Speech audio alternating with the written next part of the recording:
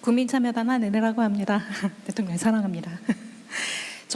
아까 대통령님께서 말씀 주셨던 부분 중에 저는 방미통위 관련해서 질문 드리려고 하는데요. 그 딥페이크 관련된 그 사건에 관련해서 지금도 포털이나 유튜브, 트위터 이런 곳에 2차 가해가 굉장히 많이 일어나고 있습니다. 근데 이거에 대해서 플랫폼에 대한 규제라던가 이런 게 없고 일반적인 시민들은 아무리 신고를 하지만 그 플랫폼에서 그 신고가 받아들여지는 경우는 거의 100분의 1 정도밖에 되지 않습니다. 그래서 관련해서 신고를 조금 더 체계적으로 할 수 있는, 실질적으로 할 수 있는 체계가 필요하다고 생각을 합니다. 저도 아까 사실 저 문제를 한번 물어볼까 말까 하다 그냥 시간 없어 넘어갔는데, 그 네이버에 계시다 오셨으니까 그 네이버인가 우리나라 인터넷 포털들은 내 권리 명예를 침해했다, 허위다라고 신고하면 일단 차단하고 네, 이의 신청을 하면 심사를 해가지고 풀어주고 지금 그런 시스템으로 돼 있죠. 네, 일단은 내립니다. 일단 그 내립니다. 요청이 오면.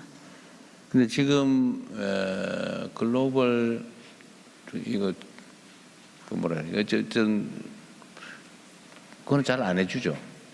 신고해도 그냥 단계가 좀 길어지고 본인인지 확인도 하고 제가 알기로는 그렇다고 알고 있습니다. 근데 그런 확인이 문제겠군요. 다 뭐 네. 익명, 가명 뭐 이런 걸 쓸 수 그러니까 있으니까. 한국에서는 사용자들의 정보가 정확히 있고 그러니까 누군지 알아서 본인 확인되는 상태가 되니까 가지만 해외의 경우는 이제 저의 페이스북 알 같은 수가 경우도 없군요. 가짜가 나타났을 때 알 수 없다는 것들이 좀 있습니다. 그런 한계가 있네. 네. 그 한번 그에 대한 대책은 뭔가요?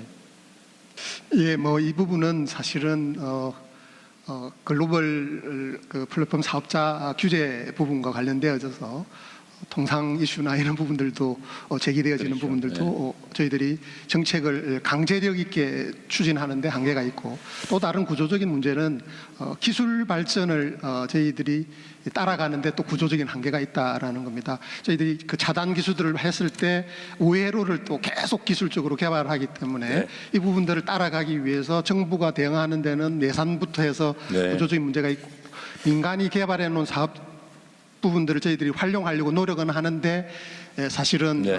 부족한 상황입니다. 어쨌든 현장에서는 저런 문제 지적이 있고, 예를 들면 당국 입장에서는 법적인 또는 현실적인 한계가 있다. 그렇다고 방치할 수는 없는 것이고 최대한 방안을 강구해 보도록 하시죠. 현장에서는 엄청난 피해가 발생하고 있으니까.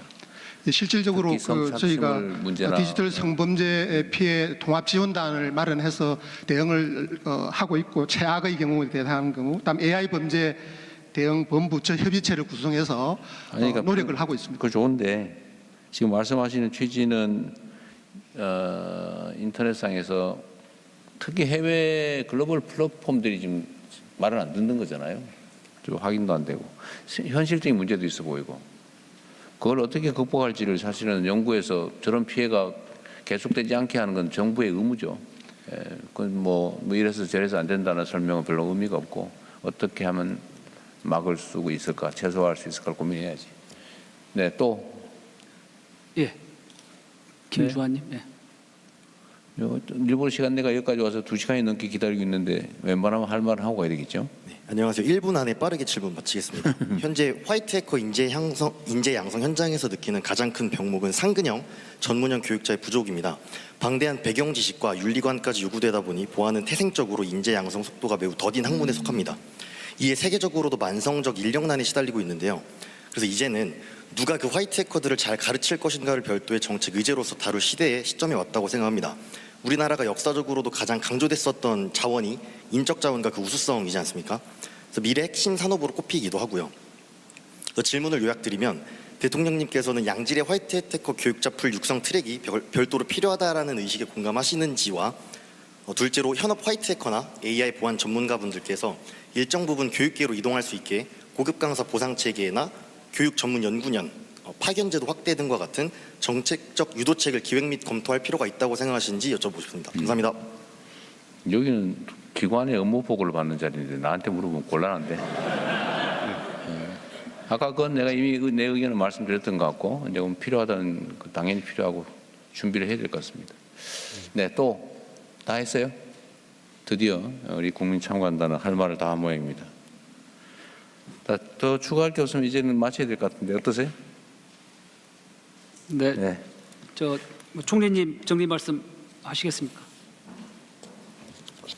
없으면 바로 네. 대통령님 마무리 말씀 하시겠습니다. 그러겠습니다. 준비하느라 고생하셨고요. 저번에 최초 우리가 업무 보고할 때보다는 훨씬 나아 보입니다. 다들 열심히 해줘서 감사드리고, 그리고 앞으로도 업무 보고할 기관들, 소속 공공기관들이 있어서 미리 한 말씀을 좀 드려놔야 될 것 같아요. 어제 보니까 저번에 그렇게 업무 보고할 때 지적하고 또 사람들한테 좀 망신도 당하고 했음에도 불구하고 아직도 자기가 하고 있는 일이 뭔지를 모르는 그런 기관장이 있어요. 있을 수 없는 일이죠. 지금 그 기관의 가장 중요한 업무인데도 기본적인 개요조차 파악하지 못하고 그런 경우는 절대로 용납할 수 없습니다. 혹시라도 앞으로 우리가 업무 보고할 때 지금까지 혹시 그러고 있으면 밤새서라도 자기 업무는 최소한 파악하고 보라고 내가 미리 경고 말씀 드립니다. 어떻게 그럴 수가 있어요? 국민의 세금으로, 국민들이 얼마나 열심히 일해서 내는 세금인데 그걸로 누릴 건 다 누리면서 법률과 국민이 위임한 사무에 대해서 최소한의 관심도 없이 그러면 되겠습니까? 공직자의 한 시간은 국가공무원, 국가공직자의 한 시간은 5,200만 시간의 가치가 있다. 자신이 하는 모든 행동, 판단, 결정 이런 게 5,200만 명한테 영향을 미치지 않습니까? 얼마나 중요한 일인데 그 엄중함을 제대로 인식하지 못하는 거 아닌가 하는 그런 생각이 좀 들었어요. 앞으로는 그런 사람 없을 걸로 믿습니다. 어쨌든 긴 시간 고생하셨고 특히 이번에 업무 보고할 때 얼마나 혹시 이상한 질문을 할까 스트레스 많이 받으셨을 것 같은데 이번에는 컨셉이 좀 다르니까 너무 그런 데 하지 말고 어쨌든 자신들이 한 일 또 중요하게 국민들한테 보고하실 일 그리고 앞으로 어떻게 하겠다는 좋은 얘기들을 많이 하시면 좋을 것 같아요. 이제는 조금 과거에 대한 지적, 질책 이런 것보다는 우리가 앞으로 어떤 세상을 어떻게 만들어갈지를 좀 많이 얘기하면 좋겠습니다. 어쨌든 국민 참관단도 고생하셨고 공직자 여러분도 애쓰셨습니다. 그리고 이 장면을 지켜보고 계시는 우리 국민 여러분께도 1번이냐 2번이냐 의견 내주신 점에 각별한 감사 말씀드립니다. 그것도 역시 일반적으로 볼 때는 16세 이하 또는 일정 연령 이하는 부작용이 매우 심각하다고 인식하는 거겠죠. 그래서 이 문제도 언젠가 한번 논의해 보도록 하겠습니다.